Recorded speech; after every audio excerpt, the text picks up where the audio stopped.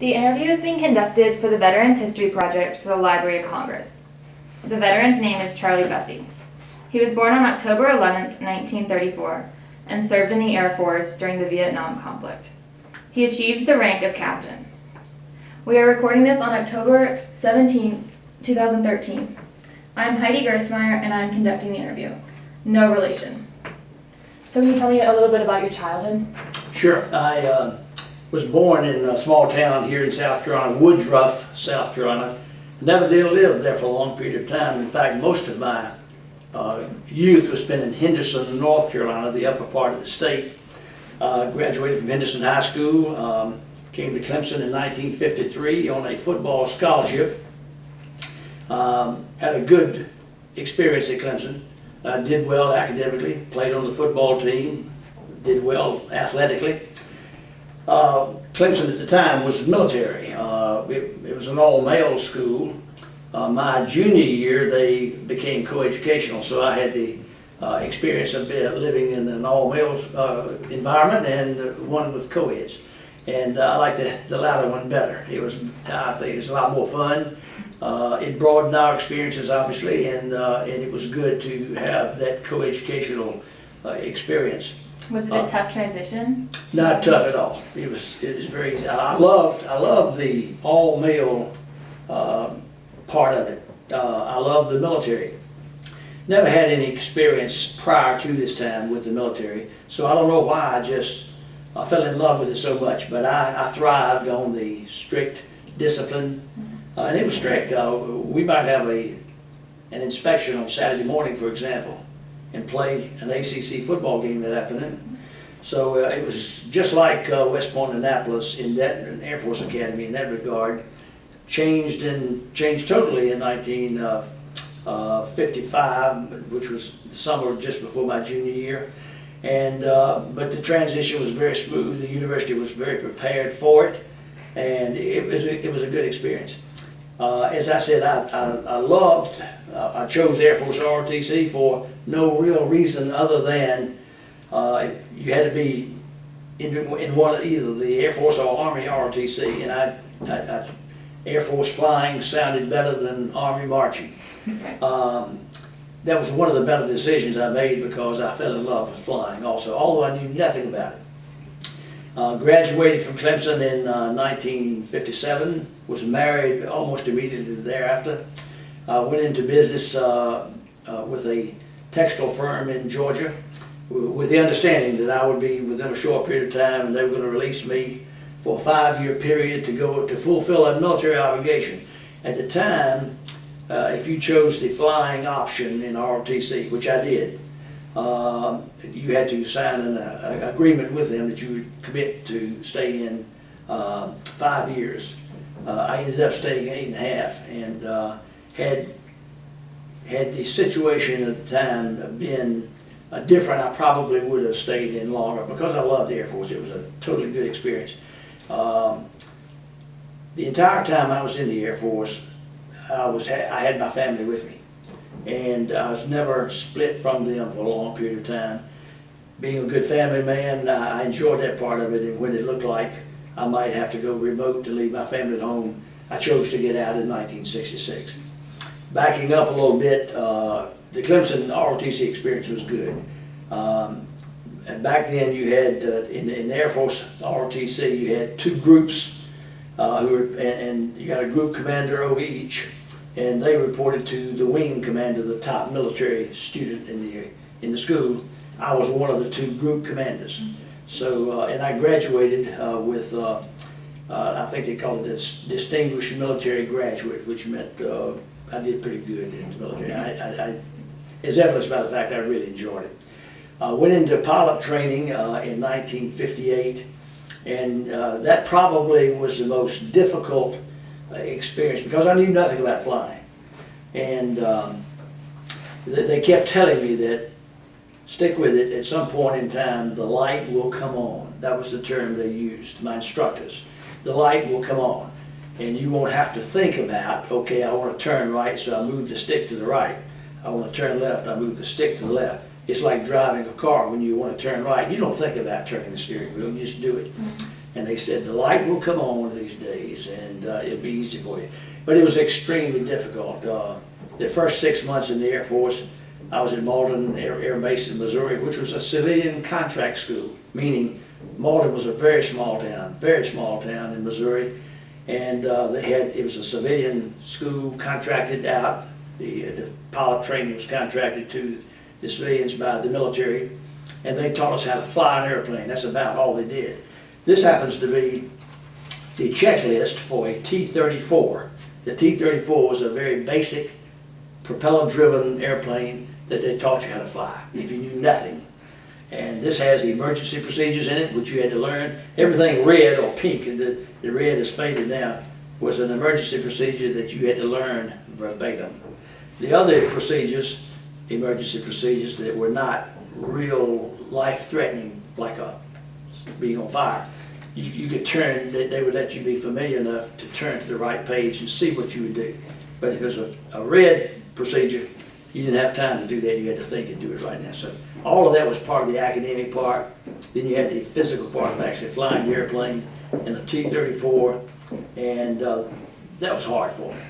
Then I graduated into the T-28 at Big Spring, Texas, and you actually got your, let me back up. You got the T-28 at Malden, Missouri too. It was a bigger propeller-driven airplane. Same thing, you can see the emergency procedures in red there that you had to commit to memory. And then I went to Big Spring, Texas, and they had the first jet that I was exposed to, the T-33. I've got a flight manual here for the T-33, and this is called the basic book, the flight manual, and it's called a -1, a long series of numbers, -1. And every airplane has a -1. And that's the Bible. You had to know it. And if it had those same red pages on it, you had to know those by heart. And there was no if, and, or what. You had to know it. And I handled the academic part of it real good, but it was still extremely difficult because the light hadn't come on yet. I got my wings, which meant I graduated from basic in Lubbock, Texas, in Big Spring, Texas, in 1958. And I was what I would call an average pilot at that time. My instructors knew that I was better than I thought I was. And I was, when I got my wings, you were given your choice of planes that you would go into next for advanced training. And I wasn't so sure. And they recommended I go into fighters, and I guess they figured there's something about a fighter pilot. He walked with a swagger, you know, and you see movies about fighter pilots as opposed to pilots who fly multi-engine airplanes like airlines. They don't do any of the crazy stuff. They don't do the loops and the barrel rolls and everything else in a big 4-engine airplane. And all of my instructors were former fighter pilots, and they encouraged me to go into fighters. So I went to Valdosta, Georgia, into what was called all-weather interceptor training. And this was 1958, and in 58, the big threat to the United States was Russia. There were no missiles in 1958. Didn't have radar and that sort of thing. The technology just hadn't been developed. But you had to worry about Russian bombers flying over and dropping bombs. So we trained in what was called the F-86. The F-86, I've got a checklist for the F-86. There are those red pages I was telling you, and know the emergency procedures of it. And this was the Bible that you carried with you. There was a book like this, the -1, that was a more expanded version of this that you had at home, and you read that every night. I mean, it was just like being in college again. You studied very hard. Light hadn't come on yet.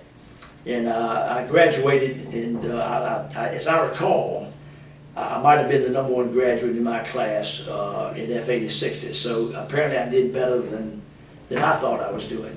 The F-86 was an interesting experience, and it was beginning to become fun now.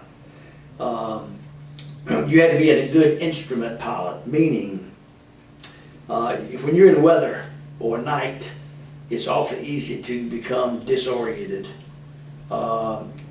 If you're in weather in clouds and you can't see outside, just clouds, You have to fly by instruments, and you got instruments to tell whether you're upside down or not, whether you're climbing or descending. You would think you would know just by the seat of your pants what it feels like.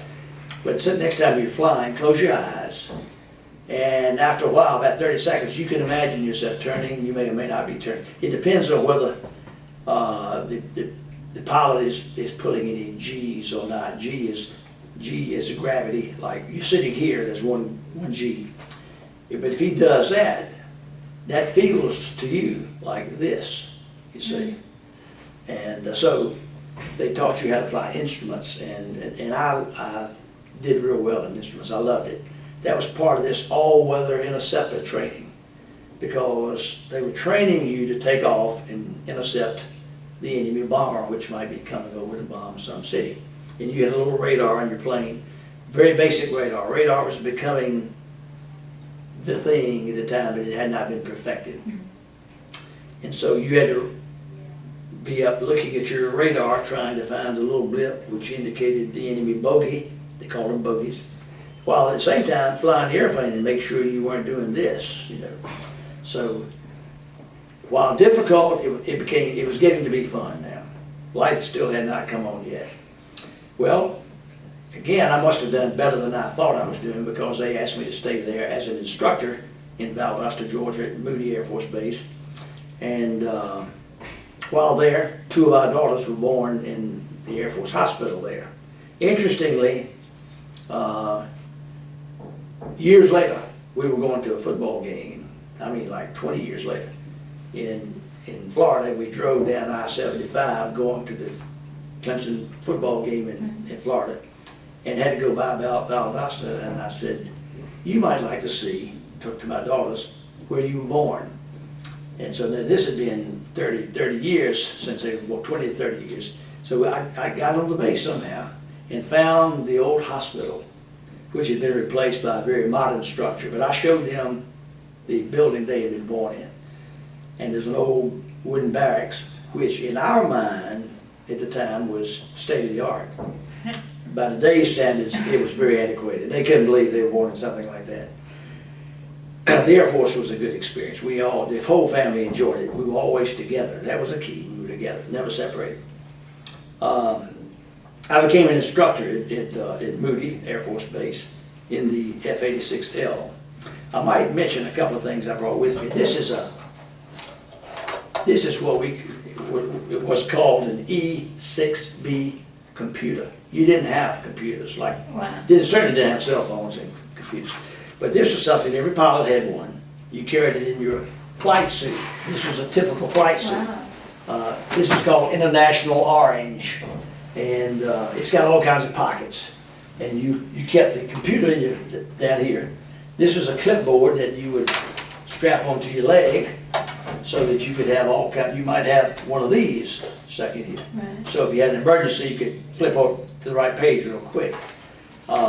If you were planning to go from Valdosta, Georgia to Houston, Texas, to another base of some sort, you would actually plan your flight, and you would put your direction 270 in here, and you would know what the wind was. The wind might be blowing from 360, so you put that in here, and it would tell you how that affected your ground speed, your fuel consumption, what heading you had to fly to go 270. All of this is done automatically for you. You got computers. Some genius invented the computer that does this for you now. I really think, as far as just simply flying an airplane, I think I probably in my day was a better pilot, just going from A to B, flying the airplane, than some might be today, because they use autopilots today. If they want to stay at 20,000 feet, they put you in 20,000 feet, and the computer keeps you on 20,000 feet. Back in my day, you had to manually fly, make adjustments to go from 19,950 to 20,050. You never work perfect, but you always controlling the airplane to try to achieve perfect. So I think the pilots back then, as far as flying, we were pretty good pilots. Didn't have autopilot, just were getting radar. No computers except the E6B. I stayed on as an instructor pilot, and that was a good experience. I've got something here called the Mockbusters card, and I think I've got one here. Yeah, there's a club called the Mockbusters Club. The speed of sound is Mach 1. If you go twice the speed of sound, that's Mach 2. If you go 1.5 times the speed of sound, that's 1.5 Mach. Mm-hmm. And back in my day, there were not many airplanes that would go Mach 1. They were all subsonic. But we had one mission that we were supposed to take the F-86. We'd get out over the Okefenokee Swamp, which is obviously uninhabited area near Valdosta. And you'd go up to 40,000 feet, and you'd light the afterburners. The engine on a jet aircraft, usually a fighter plane, will have afterburner. It's like the passing gear on a car. You can be going 100 miles an hour, and you go mash the accelerator a little bit further, and you go 110 in the passing gear. Well, in a jet aircraft, you can have it at full power. And if you want to really kick it in and go faster, you go a little bit further, and that kicks in the afterburner, and it's just like a big kick in the seat. You really go. So to go supersonic in the F-86, this airplane here, you had to go to 40,000 feet, point it straight down, put the afterburner in, and then it was you would get supersonic. You go about 1.1. You just would get over the speed of sound, and it was supposed to introduce you to going supersonic. Right. And the book said you'd feel the airplane burble a little bit. I never did feel anything. I mean, you could look at the airspeed indicator, it would tell you were supersonic. That's the only way you knew. You had to do it out over the swamp, because when you go supersonic, the shock wave will make a big boom. And of course, the farmers would get upset because they claimed their chickens would quit laying eggs, and the cows wouldn't give any milk, and they'd call it the base command and raise Cain because we were booming his chicken farm and that sort of thing. So we'd get out over the swamp. Well, I went supersonic at the first time there, and they gave me a Mach buster. Wow. I broke the Mach. Wow. I exceeded the Mach. I got a little lapel pin. I wear it all the time, and nobody knows what it is. That's why I wear it. You know? Now you've got some guys around here in Clemson, some young guys. They came along 30 years after I did, and every airplane they have a flute would go supersonic. But in my day, it was becoming, the technology was getting there so you could have supersonic aircraft. So I'm very proud of that. No real harrowing experiences at Valdosta. I left there, they changed the mission of the base. And they went from an advanced training base where you train people to intercept the enemy plane. It became what they call undergraduate pilot training. You teach people how to fly an airplane. Not fight, but how to fly. And so they transferred me to Lubbock, Texas, where I was going to be an instructor. Before I left, though, I got to take 2 of the F-86s. They were now obsolete. And the Air Force has, in Tucson, Arizona, a gigantic field. I mean, maybe 100,000 acres, as big as Pickens County almost. And they got obsolete airplanes parked out there. They call it the boneyard. It looks like a big graveyard, just thousands of airplanes. And as the airplanes became obsolete, they would fly them out to the boneyard, and you'd park it in the parking lot. Mm-hmm. And fly back home commercially. And I took 2 F-86s out there and put them at the boneyard. Great experience, because one of the trips, the Enola Gay, the B-29, which actually dropped the atom bomb on Hiroshima in Japan in World War II, it was in the boneyard. And they gave everybody a tour of the Enola Gay. It is now in the Smithsonian Institute. I can imagine. Yeah, and it hadn't been put up there at the time. But that was a very good experience. My experience as an instructor pilot, one day, I can remember it, I was going through an orientation flight. I'd been to instructor school in San Antonio. Air Force is very big on schools. They do a great job of educating you to do the job you're intended to do. And I'd been to several instructor schools, academic plus flying. And I thrived on that. I think the academic, maybe I should have been a college professor or something. I think I would have enjoyed that. I enjoyed being an instructor in the Air Force. I was initially a primary instructor, meaning I flew the T-30. The T-34 was my primary plane, the first prop job. Well, they didn't have the T-34 anymore. It was obsolete, so they replaced it with a small jet. And so I was an instructor in the T-37, and I've got my old checklist for the T-37, red pages there again. Oh, yeah. And I really enjoyed the T-37 and then the T-38. This was a supersonic plane. It would climb supersonic. So this was the first airplane I flew that was a hot rod. I mean, it was a hot rod. It's still in existence. It's the only plane I flew. See, I got out in '66, so that's 34, that's 47 years ago. But this plane, I bought this airplane, one like it. I flew commercial from Lubbock, Texas, to Palmdale, California. As I told you a moment ago, I've got the invoice for my motel stay in a suburb of Los Angeles. It's $8 a night, and which is hard to believe. And it was a nice hotel. The Air Force would not have gone second class. We had several of us flew out, and I brought this airplane back to the base. I was the first pilot to fly it, other than the Czech pilot who took it up for a 15-minute ride to make sure, yep, it'll fly, and gave it to me, and I flew it back. But this was a hot rod. Interestingly, when I was an instructor pilot in Lubbock, at the time, we were training international students to fly also. And I had two internationals. I had a German student. Yeah, he was in the German Air Force, and they couldn't keep up with their need for pilots, so they sent a bunch of them over to us, and we trained them. So I trained this. His name was Gerstmyer. He was a Polish German, and he was real German. I mean, he acted like a German, but he was not a real good pilot. But he graduated. At the same time, I had an Iranian. The Iranians were our allies at the time, and I had an Iranian named Mir Omar. And Omar's dad was a very important government official, and he and I would sit around. Omar and I would sit around and chat when we weren't flying. He'd tell me about some experiences in his homeland where the communists actually would invade the town and actually they actually broke into his home, trying to assassinate his dad, that sort of thing. I've lost contact with both of them. It's been so many years. I've heard Gerstmyer went on and flew, continued to fly. I understand he had to eject from an airplane one time. I don't know what happened. He made it successfully.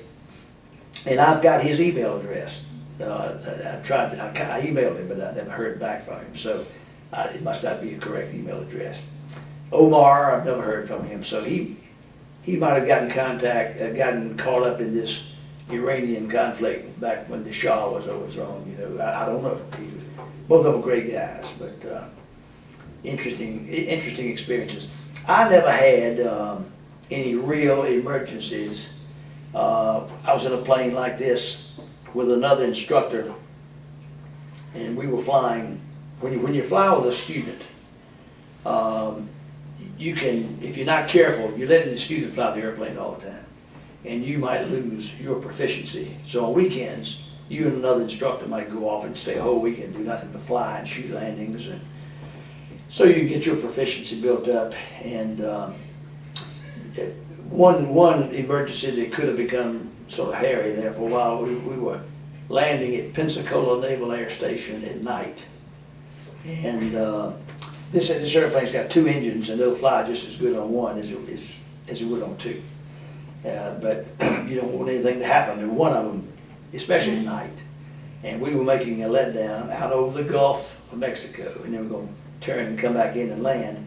And as we did our penetration, they call it, your letdown, one engine flamed out. Well, when you have a flame out on emergency a warning light will come on. If you lose the whole engine, like that's called a flame out, the engine just quits working. Every light in the cockpit comes on, and if it's a night, it looks like a gigantic Christmas tree in the cockpit. So while you got another engine that'll keep you going, you still get a big lump in your throat. We declared an emergency. Of course, this was a naval base, and they didn't know anything about this airplane. They didn't know it had 2 engines. We declared an emergency, and when you land at a military base with an emergency, you know you'll have an ambulance, you'll have 2 or 3 air police cars, like policemen. We call them APs, air police. You'll have a fire truck or 2. I mean, so then they fall in behind you as you're going down the runway stopping.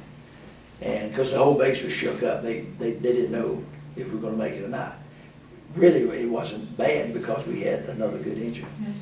They fixed the engine, and we flew back a couple of days later. That could have been interesting, but it didn't turn into anything bad, really. I had a good friend who had a mid-air collision with a Canadian goose. Now this is in West Texas. In certain times of the year, the flocks of geese would migrate, and they'd fly through our area. Sometimes right over the field, sometimes 10 miles out of town, but at 1,500 feet above the ground. Well, we fly our traffic pattern. When you're at a base, everybody flies into that base in the same manner, and that way you can sort of control traffic. Everybody comes in at 1,500 feet above the ground. They fly over the runway, and then they'll either turn right or left, depending on what the book says. Well, you got to get to that point, and radar, we had basic radar at the time. The radar controller called my buddy and says, I've got a flock of Canadian geese at your 1 o'clock position, 15 miles or something like that. And so he could evade those geese. But there's one goose by himself apparently he wasn't a member of the flock, and radar didn't see him, and my buddy hit him. And a goose like that will, especially when you're going 250 knots, 250 miles an hour, it'll just tear an airplane all to pieces, and it did. It knocked the windshield out, and all this part was torn out, and the goose, what was left of him, came in and hit the pilot. We didn't hurt him, but he just had blood and everything else all over him, you know. And so when they landed, all the crew chiefs, that's what we call mechanics, the crew chiefs, they had been alerted, we got a plane coming in, he hit a goose. And they didn't know what condition, the crew chiefs didn't know what condition anybody was in. So he taxied up, and they go out to raise the canopy and get him out. And of course, there's a pilot sitting in there, and he's got a big helmet, looks like a football helmet, with a sun visor down, so you can't see anything. Got an oxygen mask. You can't see his face, but he was just covered with blood and guts and everything else, you know. And they thought that was the pilot, Right. but it was a goose. So we all had a big laugh about it. Later, Yeah. all this time, the light had come on. I was already an instructor pilot though, before the light really came on. And in my initial days of being an instructor, I still had to work at it twice as hard as anybody else. But then one day the light came on, and then I'm going to say I instructed for maybe 5 more years. And I was flying so much, you get good at it. You get real good at it. And this becomes a problem in that you get good, you know you're good. And this can be a problem in that some people would become overconfident. I don't think I ever did. Here again, I knew I was good, but I probably was good before the light came on too, but I didn't know it. And I never would admit, I never would get overconfident. I always recognized my limitations, I think. I had some buddies who exceeded their limitations, and they had a bad experience. And then in 1964, I was transferred to the Air Force Academy. And the Air Force, each of the military academies has a preparatory school. It's like in between high school and college. And to get in a military academy like West Point or Annapolis Air Force Academy, you have to have a congressional appointment. Well, a lot of enlisted men, the privates and the airmen basics, and they don't have any contact with a congressman. They probably don't even know who he is, who he or she is. So the prep schools were initially designed to give these enlisted personnel an opportunity to go to the academy, because you go there 1 year, study English and math, do well academically, and you would get an appointment to the academy. That was their avenue. And I coached football at the Air Force Academy prep school, and I would continue to fly on the side, but I didn't fly much. But that was a good experience. My third daughter was born at the Air Force Academy. Now they had a great hospital even then. That was while the other two were born in what looked like prefabs, she was born in something that looked like the Hilton. And so I had an academic role there, an athletic role, plus I flew. And Colorado Springs, the Air Force Academy, is the most beautiful place in the country, I think. So then, in 1966, we were right in the middle of Vietnam was cranking up pretty good then. And I knew that I was going to be, about another year, I was going to be reassigned, probably to a combat job. And I didn't like the way a lot of my buddies were being sent overseas, and they'd be over there for a year and then come home for 6 months and go back, and come home for 6 months and go back. And I just realized that if I was going to have a family, that was not conducive to a good family relationship. So I got out in 1966. While I could get out, shortly after that, they froze all resignations for pilots, and because they needed pilots in the combat role. Anyway, that's the story. I got out in '66, went into business, and retired from business in '98, and moved to Clemson, and still working athletics. Yeah, that's so cool. I just had a question. What do you think made the light come on? I think part of it might have been me. Number one, I think I was probably making something difficult out of it. Self-confidence. Maybe I finally realized I was pretty good. I don't mean that from a cocky standpoint. Maybe I recognized my talent, and it's just like a car. When you drive a car, when you first drive that car, you're shook. I mean, you're uptight. You're clenching it, but after about a week of it, you're not that way anymore.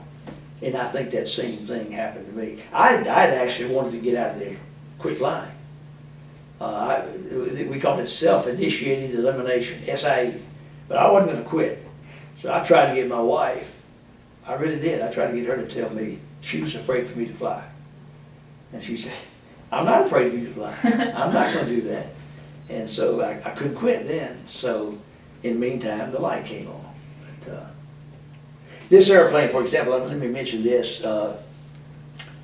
This was the first supersonic plane, well, the only supersonic plane really that I flew. The F-86, you had to point it straight down, as I said. This thing would climb supersonic. We landed the final approach. When you coming down final approach, we landed at 150 knots.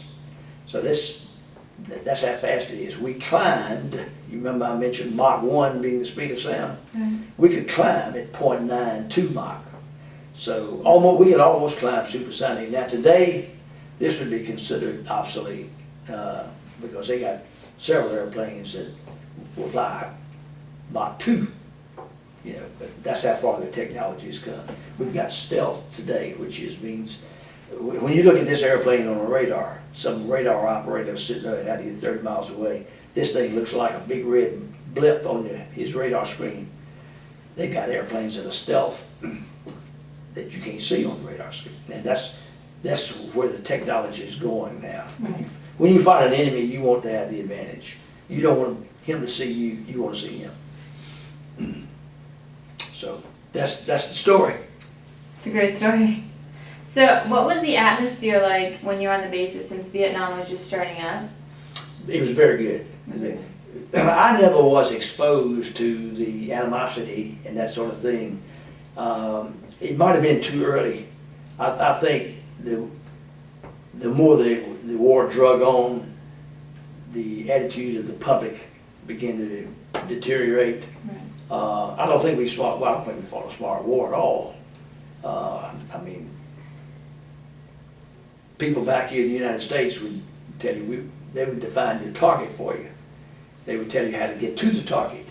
And they would say, okay, if you see the bad guy on this side of the river coming up to get you, you can't shoot him while he's still on the ground. You got to get him to get off the ground. Well, in my opinion, that's not the way you fight a war. If you go fight a war, you want to win, or you shouldn't get in. And war is never good. There's nothing good or more romantic about a war. The movies make it that way sometimes. But when you're going to fight a war, you need to fight it to win. And I think that we didn't, and it became politicized, and it's drug out, and the public lost its will, in my opinion, and therefore that's when it became an ugly war. People didn't like the Vietnam veterans. I never was exposed to that. I never had a bad experience that way in my 8.5 years in the Air Force. That's good. What was life on the base like? Was it very secluded? Or? No, it was good. We had our own grocery store. We called it a commissary. The grocers, it was very well stocked, especially the Air Force Academy. But even the smaller bases like Malden, Missouri, we had the basic things there. We had our own medical. Being a pilot, I couldn't go to a doctor downtown. I had to go to the flight surgeon. Okay. And if I ever got sick, he may or may not ground me, meaning I couldn't fly until he told me I could. Your family went to the base doctors and everything. Malden, Missouri, the commissary wasn't much, so if we want to do some serious shopping, we'd go to a nearby city that had a bigger base and had a bigger commissary and had a base exchange. We called it the BX, and that's like your gift shops, and you can buy your cosmetics, and that's where the women would go to right. their stuff. But the towns you lived in they basically consisted of the base? Yeah. The Malden, Missouri, believe it or not, was such a small town. It had about 2,000 people in it. Now you're talking about 2,000 people. That's not as big as Clemson. Clemson's got 11,000 people when the students are here. No, that doesn't count the students. So divide Clemson by 5. That's how big Malden was. And now the base is closed now, and it's a crop dusting field. I've been back to see where we lived in Malden, Missouri, and it's still about 2,000 people, but not much opportunity there. Lubbock and Big Spring, Texas, lots of oil and farming, big crops out there. Things are just so big in Texas, you know. It hurt when the bases were closed in Malden and Big Spring and Lubbock both are closed. Lubbock, Texas is the home of Texas Tech, so there's some other things there that give opportunity. But Lubbock, Texas in 1961 had about 150,000 people in it, so it's pretty big. I can remember, I've been back to Lubbock one time out in West Texas. You couldn't rent houses, and I knew I was going to be there for 3 years, so all the military guys built houses in a small community, and every fifth house looked exactly alike, you know. And when you got transferred, you'd sell it to the next guy coming into the base. And I built a house there, planted a tree, and I went back 25, 30 years later, and I found it. And that tree was about the same size as it was when I planted it. Because in West Texas, there's not a whole lot of water, and you know there are not 2 trees in West Texas, and it looks almost like a desert, and but it was good country. I wouldn't want to live in West Texas, but I wouldn't take anything for the experience of having lived there. Right. Good people, good cowboys, lots of prairie dogs. What are the biggest changes that you noticed when you went back and visited these bases? I I wasn't there long enough to detect change. Right. I've got a feeling that there has been change because the military no longer is there. The bases have been, most of them have been closed now. Valdosta, Georgia, still has a base, and Valdosta probably would have hurt more had they closed that base than Lubbock or Big Spring than when they closed, if they had closed that, when they closed that base. Big Spring had a junior college there, so there were other things going on, had the oil industry, as I said. Valdosta, I don't remember much going for it other than the base. Fortunately, the base is still active there. So most towns like Myrtle Beach used to have an Air Force base, and everybody thought the world was coming to an end. Charleston had a naval shipyard, and had a gigantic Air Force base. Now the Air Force base in Charleston is in the same field as a commercial field now. It's on a different side of the field, but and they don't have a naval shipyard anymore. But they do other things. If these communities are a little bit progressive and have some size, meaning not 2,000 people like Malden, then they can plan ahead and be prepared for these closings, whereas a smaller town may have a problem with it. Right. Well, looking back, I guess, what are your favorite memories or highlights of your career? I think flying. I mean, when we'd all get together, are you in a sorority? Yes. Okay. Flying is like being in a big fraternity, a big sorority. Everybody, you and all of your buddies in your flight, you do things together every weekend. The wives would get together. Most of them would be pregnant because we were all young, and starting our families. And the wives would get on one side of the room and talk about their thing, and we'd sit over here and talk about flying. Mm-hmm. And we'd talk about football, that sort of thing. You'd talk about flying. Great camaraderie. You find anybody, look at Clemson here, the graduate who came to Clemson when it was military. He may have a greater school spirit than even the group today, if that's possible. We would say yes, possible. We think so. You suffer together, I guess, and share the same bad experiences, but the good experiences too you share. So I still miss that. I can remember the procedures flying an airplane, and your mind tells you that I haven't flown it since 1966, but I'm just as good as I was back in 19. Your mind tells you that. You're not. Yeah. But you'd like to give it a try, and so I miss that. I really miss flying.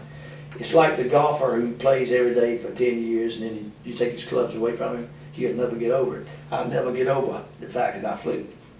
Never got shot at. I fired rockets.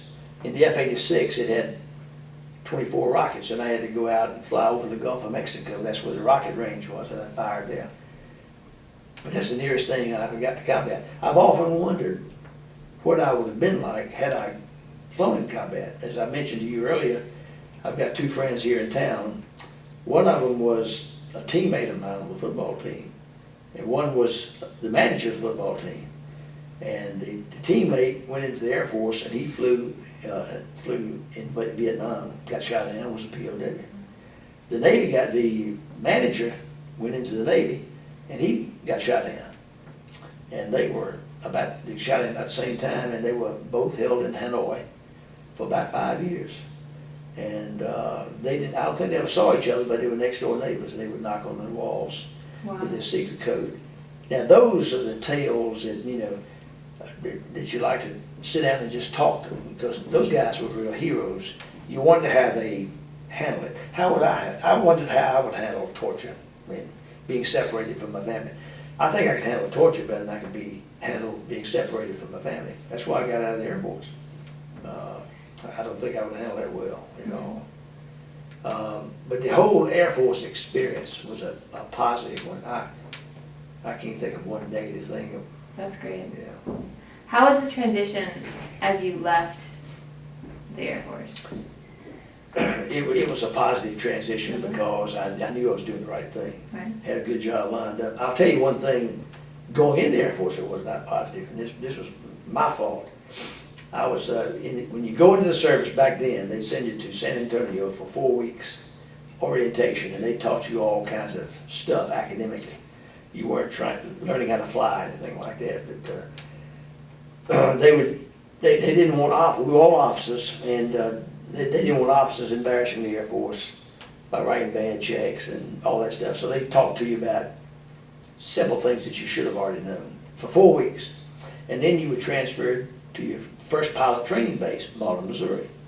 Well, when you transfer from one base to another, that's the most chaotic time in the world, because you're processing out of the base. You're trying to get everybody in the car and drive off, and if you got furniture, you had that shipped, and everything's happening one time. And I was being transferred from San Antonio to Malden, Missouri, my first base, on my wife's first birthday since we got married. We'd been married 6 months. And you can see what's coming. I forgot her birthday. And she cried all the way. We were driving to Little Rock, Arkansas. to Malden, Missouri, but had to spend the night in Little Rock, Arkansas. So she cried all the way to Little Rock, Arkansas. And I hadn't figured it out. She wouldn't tell me why she was upset with me. And so that night, about 10 o'clock, I was unloading the car at the motel in Little Rock, Arkansas, and it hit me.